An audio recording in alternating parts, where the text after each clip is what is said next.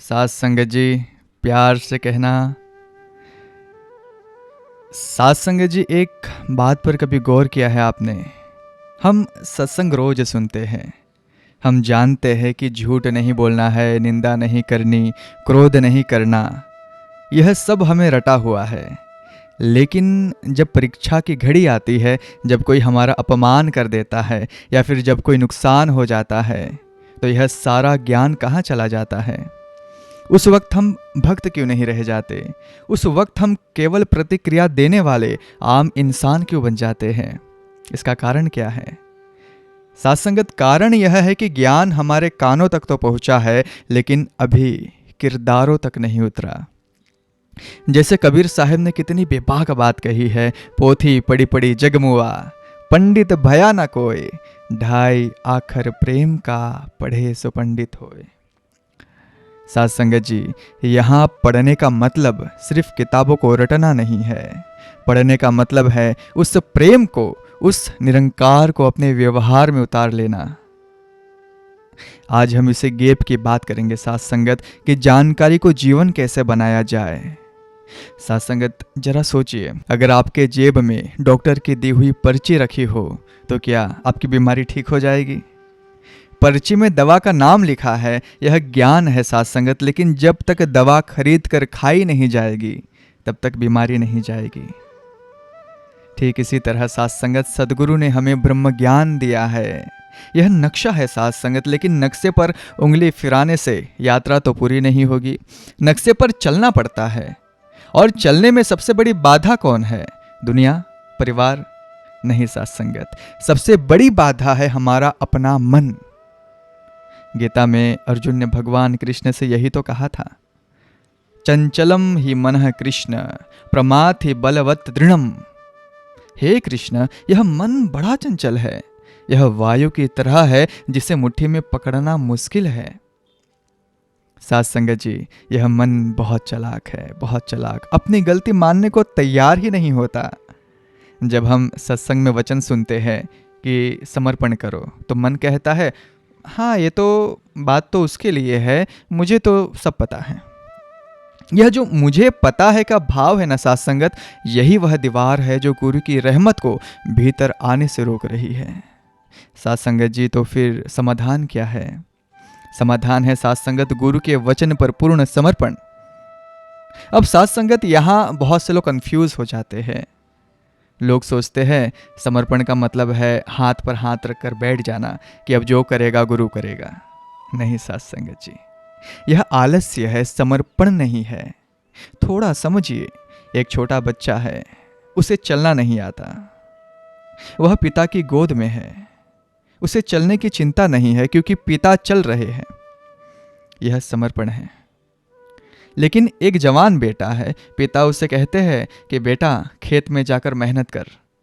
अब अगर बेटा कहे कि पिताजी मैं तो आपको समर्पित हूं, मैं तो घर में सोऊंगा, खेत आप जोत लो, तो क्या यह समर्पण है? नहीं, यह नाफरमानी है ना? समर्पण का मतलब है साथ संगत, अपनी मन मर्जी को गुरु की रजा में बदल देना। संत कबीरदास जी ने इसी समर्पण भाव को बहुत सुंदर शब्दों में समझाया है। वह कहते हैं कि कबीर मन सौंप्या गुरु को, अब मन रया न मोर, जो मन भावे सो करे, राजा नंद किशोर। जो गुरु ने कहा उस पर किंतु परंतु ना लगाना। रामायण में एक प्रसंग आता है साथ संगत, केवट प्रभु राम के चरण धोना चाहता है, वह जिद करता है, वहां तर्क नहीं चलता, वहां प्रेम चलता है। लेकिन जब हनुमान जी की बारी आती है साथ संगत, तो प्रभु जो आज्ञा देते हैं हनुमान जी वही करते हैं। लंका जाना है, जी प्रभु। कोई भी आदेश हो तो हनुमान जी का यही कहना, जी प्रभु। संशय नहीं कि मैं अकेला कैसे जाऊंगा, समुद्र कैसे पार करूंगा, नहीं, बस हुक्म हुआ और चल पड़े। गोस्वामी तुलसीदास जी ने हनुमान जी के लिए लिखा है साथ संगत, राम काज किन्हें बिनु मोहि कहाँ विश्राम। यह है समर्पण। सवाल यह नहीं कि काम कितना बड़ा है, सवाल यह है कि आदेश किसका है। अगर आदेश मेरे सदगुरु का है तो फिर मेरी अक्ल, मेरा तजुर्बा, मेरी होशियारी सब एक तरफ हो जानी चाहिए। साथ संगत जी, सद्गुरु या फिर महात्माओं के वचन कई बार कड़वे लग सकते हैं। जब गुरु हमें टोकता है, जब संगत में हमें कोई सुधारने की बात कहता है तो हमें चुभन होती है। हमारा अहंकार यानी कि ईगो खड़ा हो जाता है कि इन्होंने मुझे ऐसा कैसे कह दिया। लेकिन याद रखिए साथ संगत, गुरु की चोट घड़े की खोट निकालती है। मीन्स कुम्हार जब मिट्टी के बर्तन को बनाता है तो बाहर से चोट मारता है, लेकिन अंदर से हाथ का सहारा भी देता है। अगर वह चोट ना मारे तो बर्तन का आकार नहीं बनेगा, है ना। संत कबीर जी ने इस स्थिति को बहुत गहराई से समझाया है। गुरु कुम्हार शिष्य कुंभ है, घड़ी घड़ी काढ़े खोट, अंतर हाथ सहार दे, बाहर बाहे चोट। साथ संगत, आज हमें खुद से पूछना है कि हम वह कच्ची मिट्टी बनने को तैयार है या फिर हम पत्थर बन गए हैं जिस पर कोई असर ही नहीं होता। सद्गुरु चाहते हैं साथ संगत कि हम सहज बने, और सहज होने का एक ही तरीका है, वह है विश्वास। साथ संगत, एक वैज्ञानिक तथ्य है, सुनिए बड़ा ध्यान से। जब तक पानी तरल यानी लिक्विड है, वह ढलान की तरफ बहता है, अपना रास्ता खुद बना लेता है ना। लेकिन जब वही पानी जमकर बर्फ बन जाता है तो वह कठोर हो जाता है। अब वह रास्ता नहीं बनाता बल्कि रास्ते को रोकता है। हमारा अहंकार साथ संगत हमें बर्फ बना देता है, और गुरु का ज्ञान वह सूर्य है जो हमें पिघला कर वापस पानी बनाता है, ताकि हम जीवन में सहजता से बह सके। साथ संगत जी, लेकिन अब एक बहुत बड़ा सवाल आपके मन में आ रहा होगा कि महात्मा जी, बातें तो सब समझ में आ गई और हम भी सहजता से बहना चाहते हैं, लेकिन जब हम दुनियादारी में जाते हैं, ऑफिस जाते हैं, व्यापार करते हैं, तो वहाँ झूठ भी बोलना पड़ता है, वहाँ चालाकियों से निपटना भी पड़ता है। इस कलयुग के माहौल में हम अपनी भक्ति को प्रैक्टिकल कैसे रखें, कैसे हम कीचड़ में रहकर कमल बने। साथ संगत, एक छोटी सी घटना से इस बात को समझो। साथ संगत, आप बाजार में जा रहे हैं, बहुत खुश है। अचानक कोई राह चलता आदमी आपसे टकराता है और उल्टा आपको ही दो कड़वी बातें सुना देता है। अब क्या होगा? उस एक मिनट की घटना से आपका पूरा दिन खराब हो जाता है। आप घर आते हैं तो बच्चों पर चिल्लाते हैं, ऑफिस जाते हैं तो काम में मन नहीं लगता। जरा सोचिए, उस अनजान आदमी के पास क्या कोई रिमोट कंट्रोल था जिसने बटन दबाया और आपका चैन सुकून छीन लिया? हम कहते हैं साथ संगत, उसने मेरा मूड खराब कर दिया। नहीं साथ संगत जी, संत हमें जगाते हैं, मूड उसने खराब नहीं किया, कमजोरी हमारे अंदर थी। बाबा फरीद ने इंसान को यही तो समझाया है कि दूसरों के दोष देखने से पहले अपनी कमजोरी को देखो। फरीदा जे तू अकड़ लदीब है, काले लिखना लेख, आपने गिरे बान में सिर निवा कर देख। अर्थात हम उस गुब्बारे की तरह हो गए हैं साथ संगत, जिसमें कोई भी पिन चुभाता है और हम फट जाते हैं, है ना। सदगुरु चाहते हैं कि हम गुब्बारे नहीं, फुटबॉल बने। फुटबॉल को साथ संगत जितनी लात पड़ती है वह उतना ऊपर उछलती है, उतना ही आगे बढ़ती है। यही भक्त की पहचान है साथ संगत। दुनिया ठोकरें मारेगी पर भक्त गिरेगा नहीं। भक्त उन ठोकरों को सीढ़ी बनाकर इस निरंकार के और करीब हो जाएगा। गीता में भगवान कृष्ण ने भी ऐसे मजबूत भक्त के लिए कहा है जो हर हाल में एक समान रहता है। सुख दुखे समय कृत्वा, लाभा लाभो जया जयो। अर्थात सुख और दुख, लाभ और हानि, जय और पराजय को समान समझकर कर्म कर। साथ संगत, अब सवाल आता है कि महात्मा जी, दुनिया बहुत टेढ़ी है, यहां सीधा बनकर रहेंगे तो लोग चबा जाएंगे। यह डर हम सबको लगता है, लेकिन साध संगत, कुदरत का एक करिश्मा देखिए।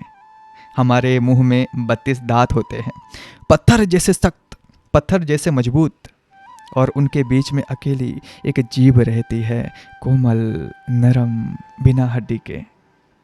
दांत अक्सर जीभ को काट भी लेते हैं, लेकिन आखिर में क्या होता है साथ संगत, जब बुढ़ापा आता है तो वह 32 के 32 सख्त दांत टूटकर गिर जाते हैं, लेकिन वह कोमल जीभ आखिर तक टिकी रहती है, साथ निभाती है।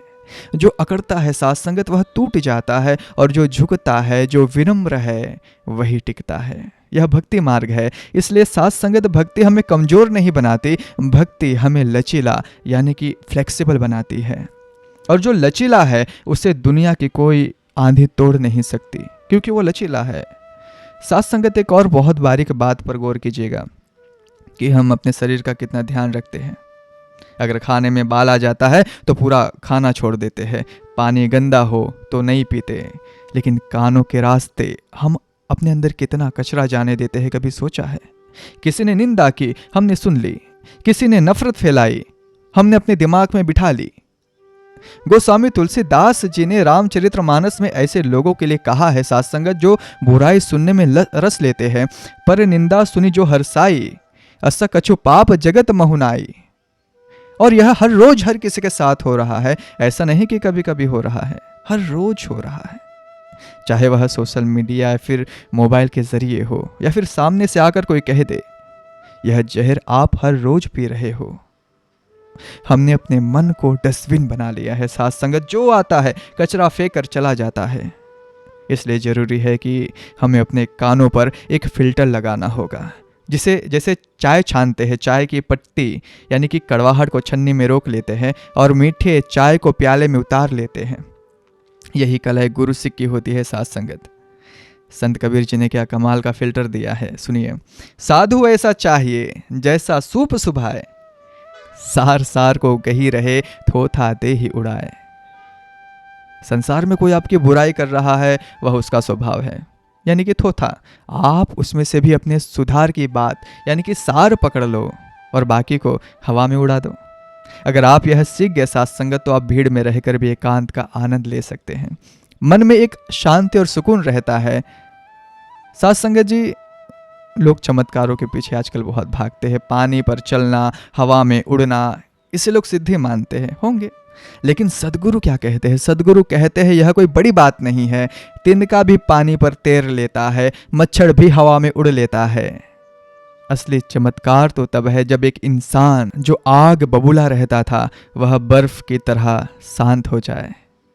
असली चमत्कार तब है जब एक कंजूस इंसान का हाथ सेवा के लिए खुलने लगे। सदगुरु बाबा जी फरमाते थे, कुछ भी बनो मुबारक है, पर पहले तुम इंसान बनो। साथ संगत, एक बार एक व्यक्ति ने एक संत से पूछा, बाबा जी आप भी खाना खाते हो, हम भी खाना खाते हैं, आप भी सोते हो, हम भी सोते हैं, तो आप में और हम में फ़र्क क्या है? उन्होंने बड़ा प्यारा जवाब दिया। उन्होंने कहा, फ़र्क है, तुम खाते समय स्वाद में होते हो, मैं खाते समय याद में होता हूँ। तुम सोते समय ख्वाब में होते हो, मैं सोते समय भी एहसास में होता हूँ। संत कबीर जी ने भी कह दिया साथ संगत, तन को जोगी सब करे, मन को बिरला कोय, सहज सभैया सिद्धि पाइये, जे मन जोगी होए। कर्म वही है साथ संगत, बस दृष्टि बदल गई है। इसे ही सहज योग कहते हैं, सहज योग। साथ संगत, अब आखिरी और सबसे महत्वपूर्ण बात मैं कह देता हूं कि यह सब होगा कैसे? गुस्सा कैसे कंट्रोल होगा? विनम्रता कैसे आएगी?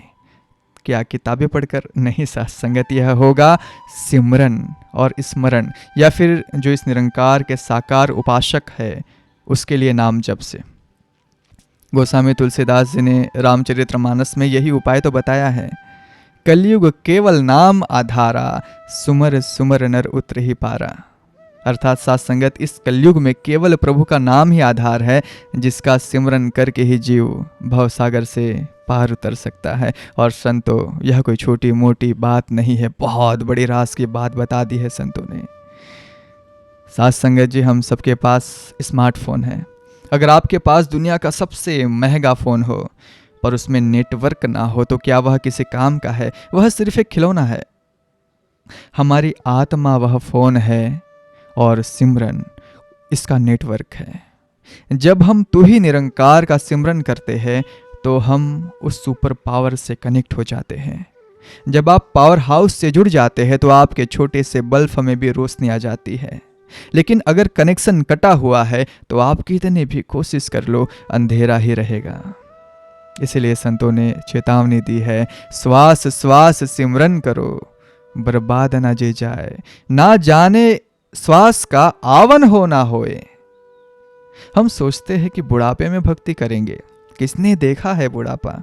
जो श्वास अभी चल रही है वही अपनी है। साथ संगत, अगली श्वास का कोई भरोसा नहीं। यह सिमरन कोई रस्म नहीं, यह आत्मा की खुराक है साथ संगत। इसे भूख समझ कर करो, बोझ समझ कर नहीं। साथ संगत, बात को विराम देते हुए आज एक वादा खुद से करें। सत्संग भवन से बाहर निकलते ही साथ संगत हमारी परीक्षा शुरू हो जाती है ना। कोई गाड़ी ओवरटेक करेगा, कोई घर पे बात नहीं मानेगा। उस वक्त याद करना साथ संगत कि मैं एक साधारण इंसान नहीं हूँ, मैं सदगुरु का सिख हूँ। मेरा रिमोट कंट्रोल दुनिया के हाथ में नहीं, मेरे सदगुरु के हाथ में है। अगर हम गिरे तो निराश ना हो, फिर उठे, फिर झाड़े और फिर चल पड़े। सदगुरु माता जी हम सब पर यही रहमत बख्शे कि हमारा जीवन साथ संगत एक खुली किताब और महकता गुलाब बन जाए, जिसकी खुशबू से यह दुनिया महक उठे। इन्हीं शुभ भावनाओं के साथ प्रेम से कहना साथ संगत जी, धन्यवाद।